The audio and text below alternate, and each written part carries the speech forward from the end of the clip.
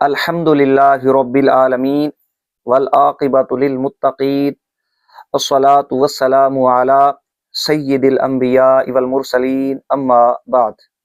سامعین و ناظرین، ہم اپنی آج کی اس مختصر ویڈیو میں مناظرہ تحذیر الناس پر اپنا تبصرہ آپ حضرات کی بارگاہ میں پیش کریں گے۔ آج سے 5 دن قبل UK میں ایک مناظرہ ہوا۔ وہابی دیوبندی قاسمی فرقہ کے جو بانی اور سربراہ تھے جناب مولوی قاسم نانوتوی صاحب، ان کی بدنام زمانہ کتاب تحذیر الناس کی کفریہ گستاخانہ عبارات پر یہ عنوان، یہ موضوع تھا۔ سنیوں کی جانب سے مناظر تھے مناظر اہل سنت معروف مبلغ حضرت مولانا مفتی شاہد علی صاحب، اور ان کے جو معاون تھے معروف مبلغ حضرت مولانا شیخ اسرار رشید صاحب، اور ان کے ساتھ حضرت مولانا محمد مبین رضا عطاری صاحب۔ یہ 2 حضرات، 2 شخصیات مفتی صاحب کے معاون تھے۔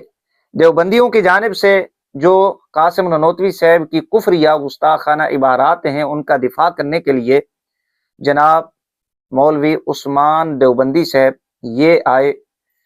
سامعین و ناظرین، یہ مناظرہ انگریزی زبان میں ہے اور 5 گھنٹوں پر مشتمل ہے۔ فقیر اس مناظرہ پر گفتگو کرنے سے قبل اپنا تبصرہ آپ حضرات کی بارگاہ میں کچھ پوائنٹ ہائی لائٹ کرنے سے قبل قاسم نانوتوی صاحب کی جو بدنام زمانہ کتاب ہے تحذیر الناس، اس کا اختصار کے ساتھ تعارف آپ حضرات کی بارگاہ میں پیش کر دے۔ مولوی قاسم نانوتوی صاحب یہ کسی تعارف کے محتاج نہیں ہیں۔ موصوف مولوی رشید گنگوئی صاحب کے خاص یار تھے۔ مولوی قاسم نانوتوی صاحب، ان کو فلسفی بننے کا بڑا شوق تھا۔ تقریباً ہر کتاب کے اندر انہوں نے بالذات اور بالعرض یہ تقسیم کی۔ میں اشارہ کر رہا ہوں، تفصیل کے ساتھ اس پر گفتگو کی جا سکتی ہے۔ تقریباً ہر کتاب کے اندر انہوں نے یہ فلسفہ جھاڑا۔ اسی فلسفے کا نتیجہ تھا کہ مولوی قاسم نانوتوی صاحب راستے سے ہٹ گئے، نئی کھچے مارنا شروع کر دیں۔ وہ عقائد و نظریات مولوی قاسم نانوتوی صاحب نے دیوبندیوں کو دیے، ان کے سامنے رکھے، جن کا اسلام سے کوئی تعلق نہیں ہے۔ سامعین و ناظرین، مولوی قاسم نانوتوی صاحب مولوی احسن نانوتوی صاحب کے کہنے پر اثر ابن عباس کی تشریح میں اس بات میں ایک رسالہ لکھتے ہیں جس کا نام ہے تحذیر الناس۔ اس رسالہ کے اندر، اس کتاب میں جو چولیاں ماری ہیں قاسم نانوتوی صاحب نے، کھچے ماری ہیں، جب سے یہ رسالہ منظر عام پر آیا، لکھا، تب سے اب تک بحث مباحث اختلاف فساد یہ ہمارے سامنے ہے۔ انتشار افتراق کا سبب بنی یہ کتاب، یہ رسالہ۔ اس رسالہ کے اندر، اس کتاب میں ہے کیا؟ قاسم نانوتوی صاحب نے بہت ساری کھچے ماری ہیں، جن میں سر فہرست یہ ہے کہ خاتم النبیین کا معنی، نانوتوی صاحب یہ کہتے ہیں کہ آخری نبی نہیں ہے۔ خاتم النبیین کا معنی آخری نبی نہیں ہے، یہ قاسم نانوتوی صاحب کھچ مارتے ہیں، چولی مارتے ہیں۔ جبکہ امام الانبیاء تاجدار کائنات علیہ السلام کی روایات میں اور صحابہ کرام رضی اللہ تعالی عنہم اجمعین، تابعین، تمام سے یہ مروی ہے، اجماع ہے کہ خاتم النبیین کا معنی آخری نبی ہے۔ یہ اجماعی عقیدہ ہے۔ قطعی طور پر خاتم النبیین کی جو تفسیر معنی بیان کیا گیا وہ آخری نبی بیان کیا گیا، جبکہ قاسم نانوتوی صاحب خاتم النبیین کا معنی آخری نبی، اس کا انکار کرتے ہیں۔ نہ صرف انکار کرتے ہیں بلکہ عوام کا خیال قرار دیتے ہیں۔ یہ تحذیر الناس کے اندر انہوں نے چولی ماری، کھچ ماری۔ خود وہابی دیوبندی فرقہ کے مولوی حضرات اپنی متعدد کتب کے اندر خاتم النبیین کا معنی آخری نبی، اس پر اجماع نقل کر چکے ہیں۔ اب یہ بھی وہابی دیوبندی فرقہ کی کتب کے اندر موجود ہے کہ جو اجماع کا انکار کرتا ہے وہ مسلمان نہیں ہے، وہ کافر ہے۔ یہ قاسم نانوتوی صاحب کی اس بدنام زمانہ کتاب تحذیر الناس میں ہے۔ اور بھی بہت ساری عبارات لکھی ہیں، ختم نبوت کا انکار کیا، یہ کہا کہ اگر بالفرض حضور صلی اللہ علیہ وآلہ وسلم کے بعد کوئی نیا نبی تجویز کر لیا جائے، کوئی آ جائے، تو حضور علیہ السلام کی خاتمیت میں کوئی فرق نہیں پڑتا۔ اگر قاسم نانوتوی صاحب کی مختلف عبارات کو آپ سامنے رکھیں، ایک دوسرے کے سامنے لائیں اور پھر نتیجہ نکالیں، نتیجہ یہ نکلتا ہے کہ قاسم نانوتوی صاحب امام الانبیاء تاجدار کائنات علیہ السلام کے بعد غیر تشریع نبوت کے قائل تھے۔ یہ نتیجہ سامنے آتا ہے اگر قاسم نانوتوی صاحب کی عبارات کو سامنے رکھا جائے۔ غیر تشریع نبوت کے قائل تھے مولوی قاسم نانوتوی صاحب، اور یہی عقیدہ قادیانیوں کا ہے، مرزائیوں کا ہے۔ مرزا قادیانی کے بارے میں یہی تو وہ کہتے ہیں کہ شریعت غیر تشریع نبی ہے، نعوذ باللہ مرزا قادیانی۔ اور یہ جو نبوت کی بنیاد رکھی مرزا قادیانی نے، وہ قاسم نانوتوی صاحب کی عبارات پر جگہ جگہ قادیانی قاسم نانوتوی صاحب کی کتاب تحذیر الناس کا حوالہ پیش کرتے ہیں۔ وہابی دیوبندی فرقہ کے مولوی حضرات یہاں پر یہ کہتے ہیں کہ جی یہ دیکھیں ملا علی قاری رحمہ اللہ کا حوالہ پیش کرتے ہیں، دوسرے بزرگوں کا حوالہ۔ انشاءاللہ اس پر بھی کلام کریں گے، اگر کوئی وہابی دیوبندی کسی کو خارش ہوئی تو انشاءاللہ تعالی اس کا بھی علاج ہے۔ میں اشارہ کر رہا ہوں، آپ کو بتا رہا ہوں کہ تحذیر الناس میں کیا گل کھلائے قاسم نانوتوی صاحب نے، اور پھر بذات بالعرض کا افسانہ چھیڑا۔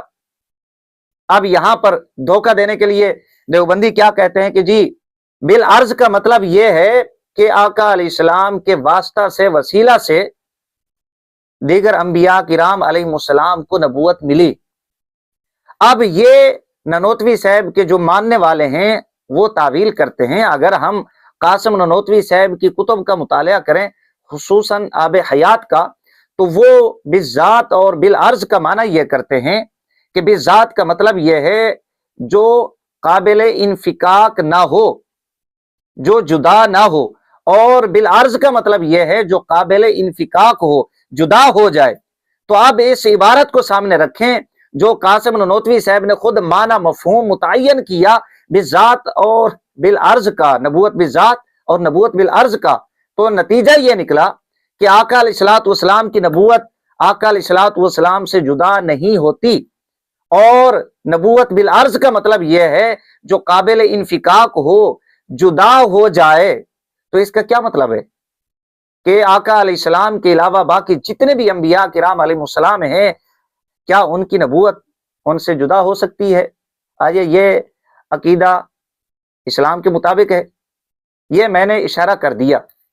یہ تحذیر الناس جب یہ کتاب منظر عام پر آئی، لکھی گئی، تو اس وقت علماء نے اس کا رد کیا، بڑے بڑے علماء رد کرتے رہے، یہاں تک فسادات ہوئے، قاسم نانوتوی صاحب کی مخالفت ہوئی کہ قاسم نانوتوی صاحب کا نکلنا محال ہو گیا۔ جناب کہیں جاتے تو اپنا نام بدل کر جاتے، یہ نہیں کہتے کہ میں قاسم نانوتوی ہوں، اپنا تاریخی نام خورشید حسن یہ بتلایا کرتے تھے۔ تو یہ حالات ہو گئے تھے۔ خود دیوبندیوں نے لکھا ہے کہ تکفیریں ہو رہی تھیں تحذیر الناس کی بنا پر۔ مولوی قاسم نانوتوی صاحب کا اپنا اعترافی بیان ہے، خود اقرار کرتے ہیں کہ مولانا عبدالحی صاحب کے علاوہ سب نے مخالفت کی میری. بعد میں مولانا عبدالحی صاحب بھی مخالف ہو گئے نانوتوی صاحب کے. تو یہ تحذیر الناس اور قاسم نانوتوی صاحب کی کہانی ہے. آپ اندازہ لگا لیں کہ یہ کتنے بڑے فساد کا باعث بنی یہ کتاب، یہ رسالہ، یہ نانوتوی صاحب کا فلسفہ. نانوتوی صاحب تو ڈوب ہی گئے، ساتھ دیوبندیت کو بھی لے ڈوبے. سامعین و ناظرین، یہ کہنا کہ تکفیر صرف امام اہل سنت علیہ رحمت نے کی، یہ جھوٹ ہے ان کا. اعلی حضرت علیہ رحمت نے تو 1905 میں اسام الحرمین لکھی ہے. اس سے پہلے قاسم نانوتوی صاحب کی حیات میں مخالفت رد علماء کرتے رہے، تکفیریں کرتے رہے، جیسا میں نے ابھی بیان کیا کہ یہ نام بدل کر بہر جاتے تھے. ذرا اب آ جائیں اس مناظرہ کی جانب. میں سب سے پہلے سنی مناظر اور جو معاونین ہیں ان کو مبارکباد پیش کرتا ہوں کہ اللہ رب العزت نے امام الانبیاء تاجدار کائنات علیہ الصلوۃ والسلام کے صدقہ سے ان کو عظیم فتح عطا فرمائی. یقیناً یہ مبارکباد کے مستحق ہیں. دعا ہے کہ اللہ تعالیٰ ان کے علم و عمل میں مزید برکتیں عطا فرمائے. ہم اگر اس مناظرہ کو دیکھیں، میں نے ابتدا میں یہ عرض کیا تھا، عنوان ہے تحذیر الناس کی کفر یا گستاخانہ عبارات، اور یہ عقیدہ ختم نبوت کے خلاف ہے کتاب، یہ عنوان تھا. سنی مناظر پورے مناظرہ میں اپنے اس عنوان پر قائم رہے. دوسری جانب دیوبندی مناظر کو دیکھیں، قاسم نانوتوی صاحب کا جو دفاع کرنے کے لیے آئے، ہم اسے دیکھیں. خلط مبحث سے کام لیا. بار بار میں یہ کہتا ہوں کہ کبھی بھی وہابی دیوبندی اپنے اکابرین کے کفر کو، گند کو ثابت کرنے کے لیے، درست ثابت کرنے کے لیے ایک عنوان پر، ایک موضوع پر گفتگو نہیں کر سکتے. جب تک یہ خلط مبحث سے کام نہیں لیں گے تب تک یہ اپنے اکابرین کے گند کو، کفر کو چھپانے میں کامیاب نہیں ہو سکتے. اس مناظرہ میں بھی بار بار دیوبندی مناظر یہی کام کرتے رہے. کبھی اسماعیل دہلوی پر جاتے ہیں کہ جی اس کی تکفیر نہیں کی گئی، کبھی یہ کہتے ہیں کہ جی فلاں جگہ پر جھوٹ بولا گیا، فلاں جگہ پر جھوٹ بولا گیا، فلاں نے یہ کہا، ڈھمکا نے یہ کہا. موضوع عنوان تھا تحذیر الناس اور اس کی کفریہ عبارات. یہ پکڑ کر بیٹھ جاتے ہیں اسماعیل دہلوی کو، وہ الگ موضوع ہے. تو اگر اس اعتبار سے دیکھا جائے اصولی طور پر، تو دیوبندی مناظر کی یہ بکلاٹ اور واضح شکست ہے کہ موضوع سے یہ راہ فرار اختیار کرتے رہے. یہ ایک بات. دوسرے نمبر پر میں نے ابھی ابتدا میں یہ کہا کہ قاسم نانوتوی صاحب غیر تشریع نبوت کا قائل تھا. مختلف عبارات کو سامنے رکھا جائے تو نانوتوی صاحب غیر تشریع نبوت کے اجراء کے قائل تھے. یہ قاسم نانوتوی صاحب کی عبارات سے نتیجہ سامنے آتا ہے. اس مناظرہ میں ہمارے سنی مناظر نے دیوبندی مناظر سے پوچھا، اگر آج بالفرض کوئی نیا نبی آ جائے تو کیا ختم نبوت میں فرق آتا ہے یا نہیں؟ یس نو، یہ ہمارے سنی مناظر اسے کہتے رہے. اب اگر یہ ایمانی اور قرآنی عقیدہ رکھتے کہ اگر نیا نبی آ جائے تو ختم نبوت پر حرف آتا ہے، ڈاکہ زنی ہوتی ہے، فرق آتا ہے، تو یہ کہہ دیتے.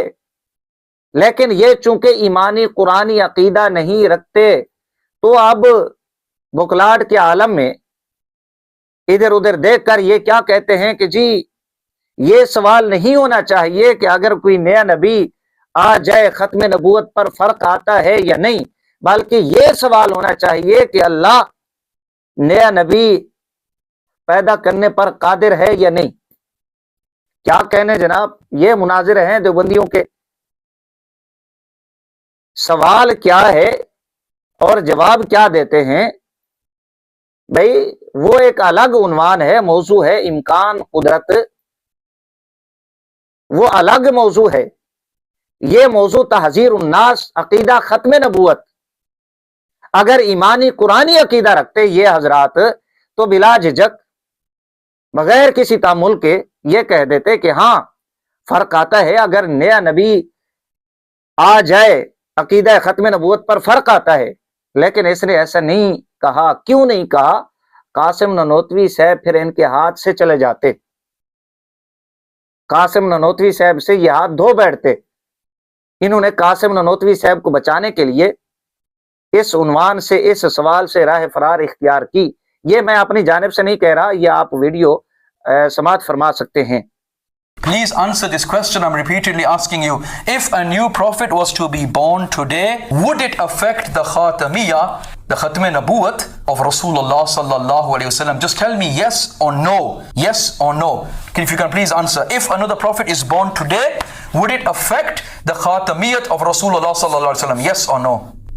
What on earth are you talking about? I just want a yes or no How answer. can you have a yes or no? I want a yes or no answer. You're talking something hypothetical and I've given you hypothetical examples. If a new prophet is born today, A new prophet, you meaning Allah making someone? A new Does Allah prophet- have qudra on making someone? Should be the question. Does Allah have the qudra? I'm just asking you for a simple yes or no answer.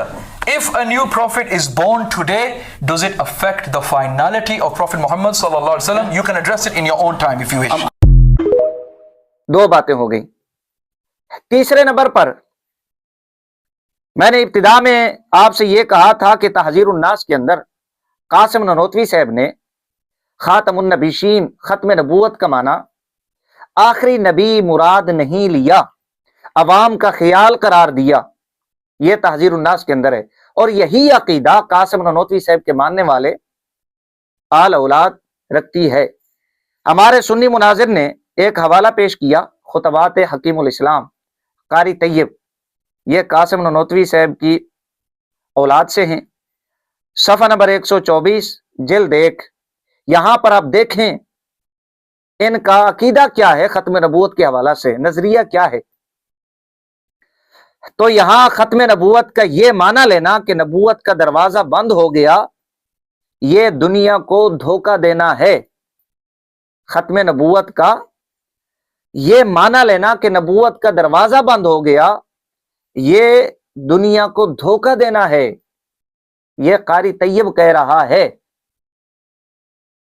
یہ معنی لینا کہ ختم نبوت کا معنی نبوت کا دروازہ بند ہو گیا، یہ دنیا کو دھوکہ دینا ہے۔ اب یہ حوالہ ہمارے سنی مناظر نے پیش کیا، کوئی جواب نہیں دیوبندی کے پاس، بھئی کیسے جواب دیتا؟ Another reference I have for you of the grandson of Qasim Nanotwi, who is Qari Tayyib, in Khutubat Hakim al-Islam. Before I present this, I would like to mention a question to him.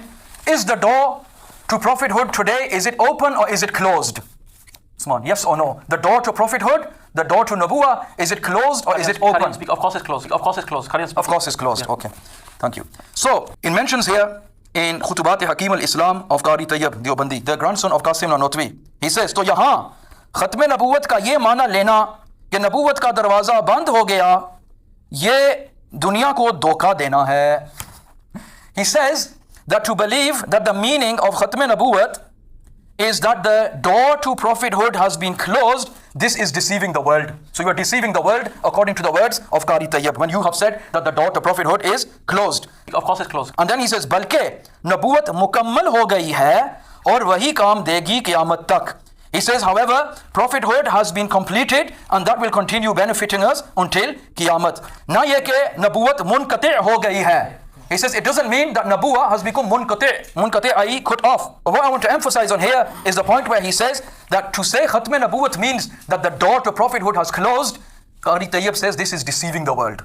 And Usman has just mentioned the opposite and said the door to prophethood has been closed. Send it to Mullah Abdul Halim. Has been closed. I'll send him it, don't worry. Yeah. Basically, how can he make sense of that when Qari Tayyib has mentioned that the door of Nabuwa is open and Mirza says when the door is opened by the Deobandis, then Mirza Qadiani is claiming it.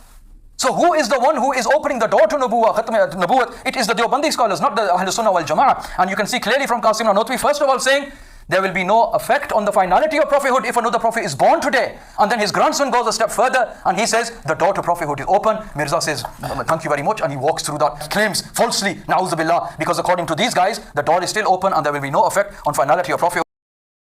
تو یہ اللہ کے فضل و کرم سے علماء اہل سنہ و جماعت کی عظیم فتح ہے کہ جو عقیدہ نظریہ قاسم نانوتوی کا تھا وہ عقیدہ قرآن و حدیث کے خلاف ہے، صحابہ اور تابعین رضوان اللہ علیہم اجمعین کے عقیدے نظریے کے خلاف ہے، پوری امت کے خلاف ہے جو عقیدہ نظریہ قاسم نانوتوی نے پیش کیا، اور قاسم نانوتوی کے عقیدہ نظریہ عبارات کی بنا پر مرزا قادیانی نے اپنی جھوٹی نبوت کی بنیاد قائم کی۔ کیسے یہ دفاع کر سکتے ہیں اپنے اس کفریہ گستاخانہ عقیدے کا؟ یہ دو تین باتیں یہاں آپ کے سامنے فقیر نے بیان کی ہیں۔ ایک بار پھر مبارکباد پیش کرتا ہوں حضرت مولانا مفتی شاہد علی صاحب کو اور ان کے معاونین کو، رب تعالی ان کے علم عمل میں مزید برکت عطا فرمائے۔